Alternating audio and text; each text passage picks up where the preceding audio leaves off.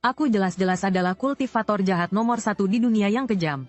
Tapi setelah binasa bersama dengan pemimpin jalan kebenaran dan tiba di dunia bawah, aku malah divonis oleh hakim sebagai orang yang sangat baik dengan pahala yang cukup untuk menjadi dewa. Sedangkan pemimpin jalan kebenaran yang seumur hidupnya membasmi iblis dan siluman itu, justru divonis oleh hakim sebagai orang jahat yang harus digoreng di kuali minyak. Tepat saat aku masih kebingungan, pemimpin jalan kebenaran yang bereaksi lebih dulu menunjuk ke arahku di samping. Dengan wajah penuh amarah berkata, "Aku adalah pemimpin jalan kebenaran. Aku membasmi iblis dan siluman seumur hidupku. Atas dasar apa aku harus digoreng di kuali minyak? Sedangkan dia malah bisa menjadi dewa." Hakim bahkan malas mengangkat kelopak matanya, langsung melemparkan buku pahala ke wajah pemimpin jalan kebenaran. "Kau membasmi iblis dan siluman. Yang kau bunuh itu semua preman kecil yang merebut wilayahmu. Itu namanya tawuran." Pemimpin jalan kebenaran tercengang. Begini juga bisa. Sementara aku menatap Wei Guangzheng di sampingku yang amarahnya hampir membuat arwahnya buyar. Lalu melihat lagi ke hakim yang tanpa ekspresi. Pikiranku benar-benar kacau. "Yang mulia, ini pasti ada kesalahan." Aku menunjuk diriku sendiri, dengan nada yang sangat tulus. "Aku ini pembunuh berdarah dingin. Tanganku berlumuran banyak darah. Bagaimana mungkin aku punya pahala?" Wei Guangzheng malah berteriak di samping. Benar, dia sudah mengakuinya sendiri. Dia pembunuh, dia pantas masuk neraka. Akulah pemimpin jalan kebenaran. Hakim akhirnya mengangkat kelopak matanya. Di matanya tidak ada emosi sedikit pun. Membuat hatiku merinding melihatnya. Dia tidak menghiraukan teriakan Wei Guangzheng. Hanya menatapku. "Apa kau masih ingat orang pertama yang kau bunuh?" Aku tertegun sejenak. Orang pertama yang kubunuh, itu sudah bertahun-tahun yang lalu. Aku yatim piatu sejak kecil. Saat usiaku 7 tahun, aku menemukan sebuah kitab rahasia bernama Strategi Iblis Langit di dalam gua.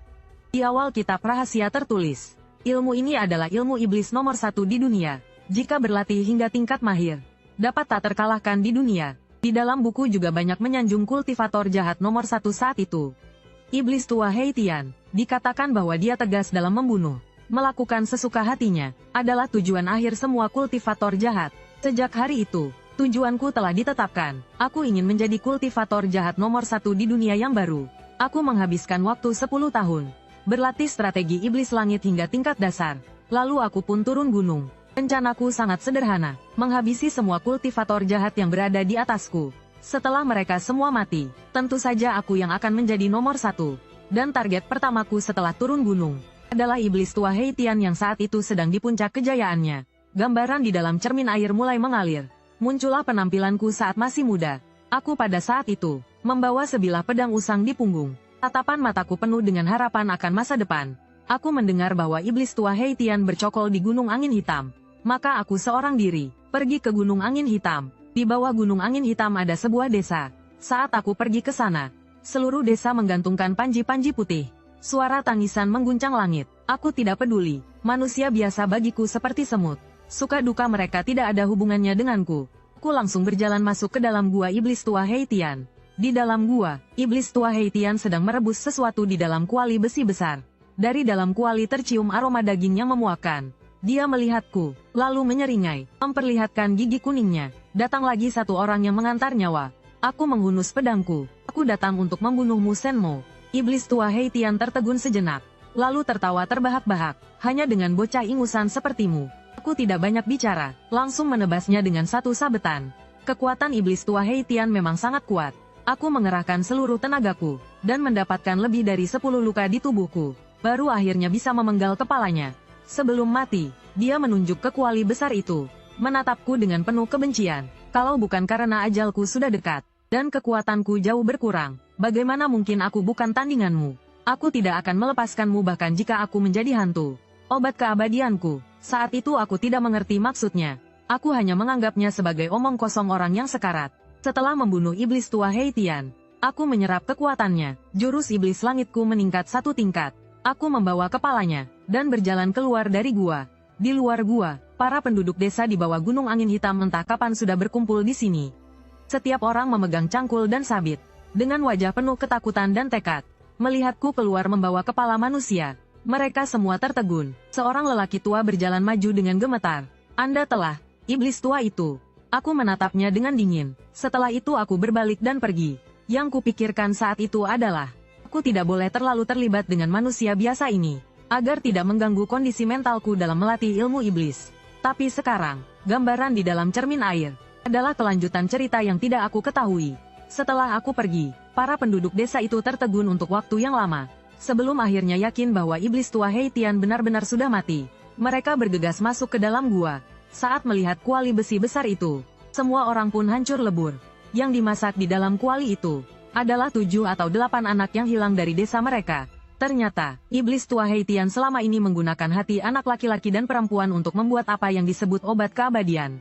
Seluruh penduduk desa berlutut di depan gua, ke arah kepergianku, bersujud selama 3 hari 3 malam. Di aula Raja Yama, suara hakim terdengar samar-samar. Iblis tua Heitian telah membantai 97 anak kecil.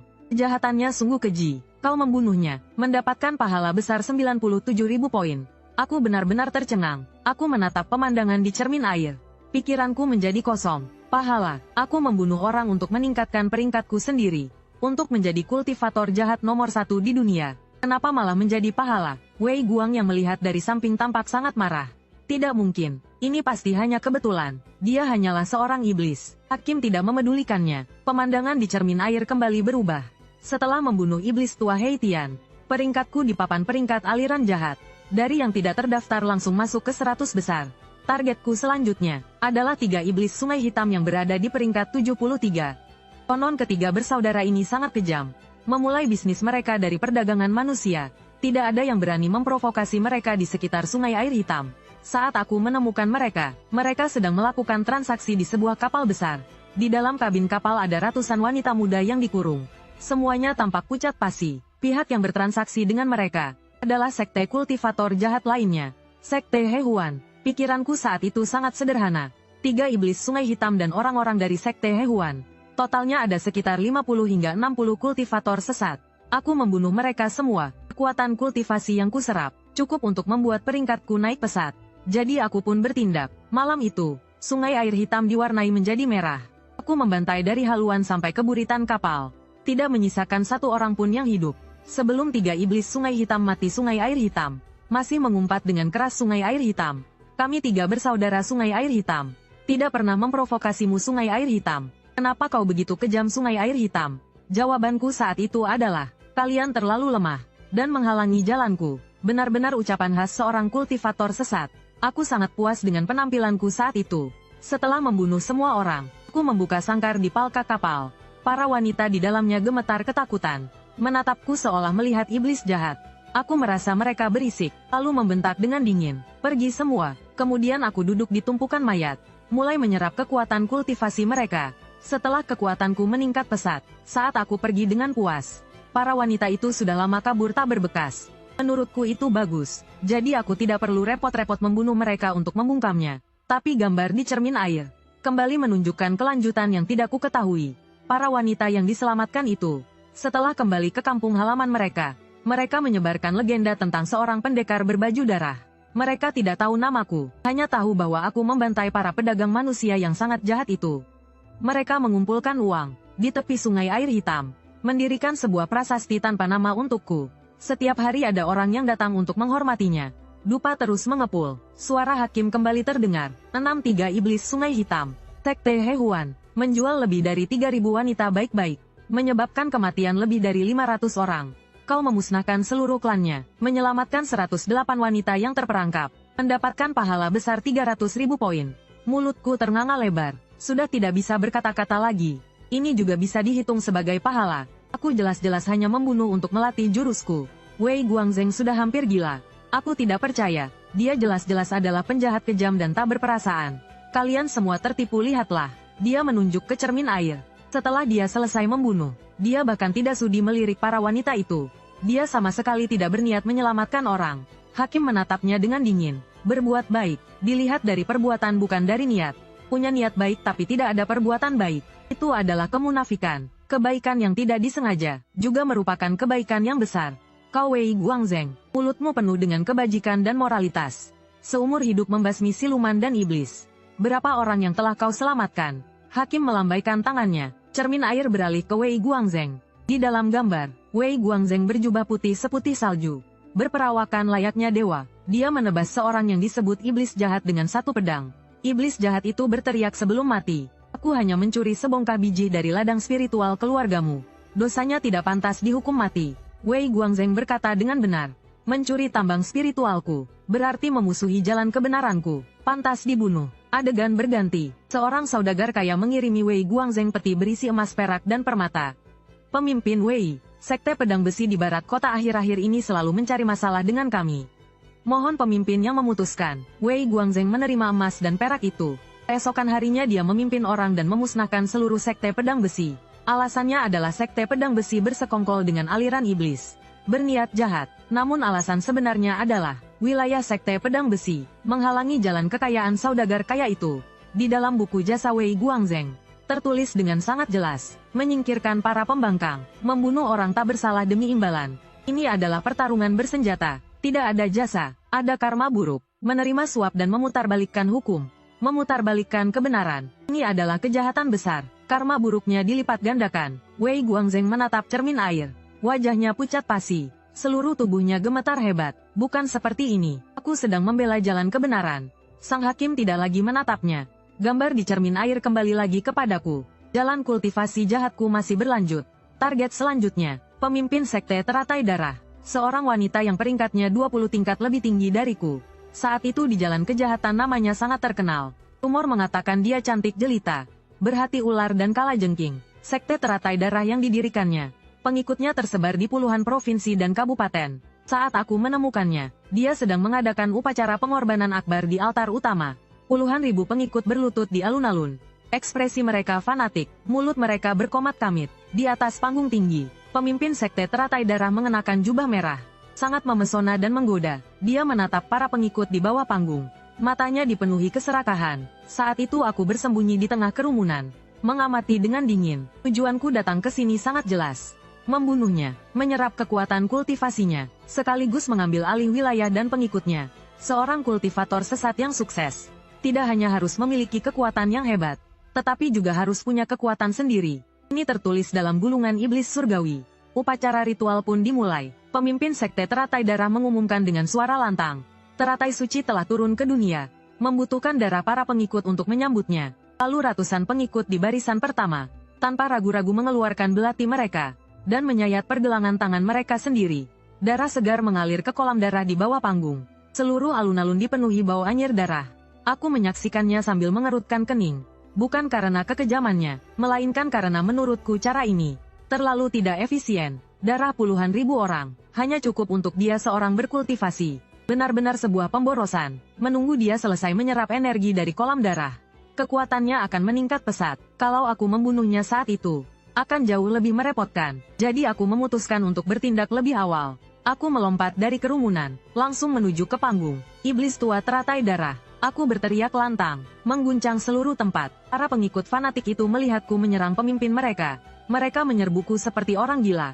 Aku malas berurusan dengan semut-semut ini. Energi pedang menyapu, seketika membersihkan area yang luas. Pemimpin Sekte Teratai Darah melihat kekuatanku yang luar biasa. Ekspresinya langsung berubah. Siapa Anda? Mengapa memusuhi Sekte Teratai Darah kami? Aku tersenyum dingin. Mulai hari ini, Sekte Teratai Darah adalah milikku. Pemimpin Sekte Teratai Darah menjadi sangat marah dan bertarung denganku. Teknik kultivasinya memang aneh. Dia bisa mengendalikan darah, tapi kitab iblis surgawi yang aku latih jauh lebih kuat. Khusus untuk menaklukkan ilmu hitam semacam ini, tidak sampai 100 jurus. Dia kubunuh dengan sekali tebasan pedangku. Setelah dia mati, aku menyerap kekuatan kultivasinya, dan juga menyerap energi besar yang terkumpul di kolam darah. Tingkat kultivasiku melonjak drastis sekali lagi. Seluruh markas besar Sekte Teratai Darah kubuat menjadi lautan darah. Para pengikut fanatik itu, tidak ada satupun yang kubiarkan hidup. Menurutku, otak orang-orang ini bermasalah. Membiarkan mereka hidup hanya akan menjadi bencana. Lebih baik membunuh mereka untuk menambah kekuatanku. Aku membakar abis markas besar Sekte Teratai Darah. Aku berdiri di depan api yang berkobar, merasa diriku semakin dekat dengan tujuanku menjadi kultivator jahat nomor 1 di dunia. Selangkah lebih dekat, setelah menyelesaikan semua ini, aku pun pergi dengan santai, menyembunyikan jasa dan namaku. Cermin Nether, yang ditampilkan di dalam cermin air, masih merupakan kelanjutan yang tidak aku ketahui cermin air kediaman Bin. Upacara pengorbanan itu, sama sekali tidak sesederhana pengorbanan. Pemimpin Sekte Teratai Darah telah menanam banyak sekali bubuk mesiu yang sangat mudah meledak di bawah kolam darah. Dia berencana menunggu sampai semua pengikut selesai dikorbankan, untuk meledakkan bubuk mesiu itu, membunuh semua orang di seluruh kota dengan ledakan itu. menggunakan nyawa dan jiwa ratusan ribu orang, untuk membantunya menerobos alamnya, melangkah ke alam Raja Iblis. Kemunculanku yang tiba-tiba, mengacaukan semua rencananya. Aku membunuhnya, membunuh para pengikut intinya, membakar abis markas utamanya, dan sekalian meledakkan bubuk mesiu itu. Hanya karena aku membersihkan areanya terlebih dahulu. Saat bubuk mesiu itu meledak, area yang terdampak hanya di dalam markas utama. Selain aku si pembunuh, tidak ada satupun orang tak bersalah yang terluka. Setelah kejadian itu, pemerintah setempat datang untuk menyelidiki, dan menemukan rencana gila ketua sekte teratai darah. Ratusan ribu penduduk, karena itu lolos dari bencana. Mereka tidak tahu siapa yang menyelamatkan mereka, tapi mereka semua merasa, itu adalah keajaiban dari langit, yang menurunkan api surgawi, untuk menghukum si iblis betina yang keji itu.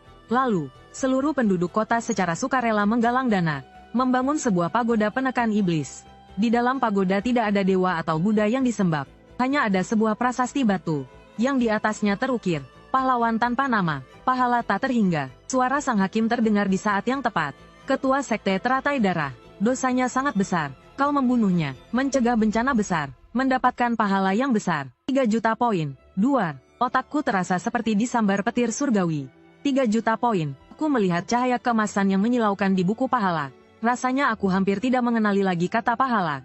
Aku kan hanya ingin merebut wilayah saja. Aku berdiri terpaku di tempat. Sudah sama sekali tidak bisa berpikir. Seumur hidupku, dengan rajin dan tekun, dengan sungguh-sungguh berjalan di jalan kejahatan, aku dengan ketat mematuhi pedoman strategi iblis langit, membunuh orang, merampas harta, merebut wilayah. Kukira aku adalah seorang yang berkualitas, bahkan bisa dibilang kultivator jahat yang hebat. Tapi pada akhirnya, dunia bawah memberitahuku, semua yang kulakukan adalah perbuatan baik. Ini lebih menyakitkan daripada membunuhku. Wei Guangzheng sudah benar-benar hancur. Dia tersungkur di tanah, menunjuk ke arahku. Bibirnya bergetar, tapi tidak bisa mengucapkan sepatah kata pun. Kebanggaan seumur hidupnya, identitasnya sebagai pemimpin jalan kebenaran yang dibanggakannya, pada saat ini, dihancurkan berkeping-keping. Hakim tidak berniat untuk berhenti, masih terus menayangkan seluruh hidupku yang dipenuhi berbagai kejahatan.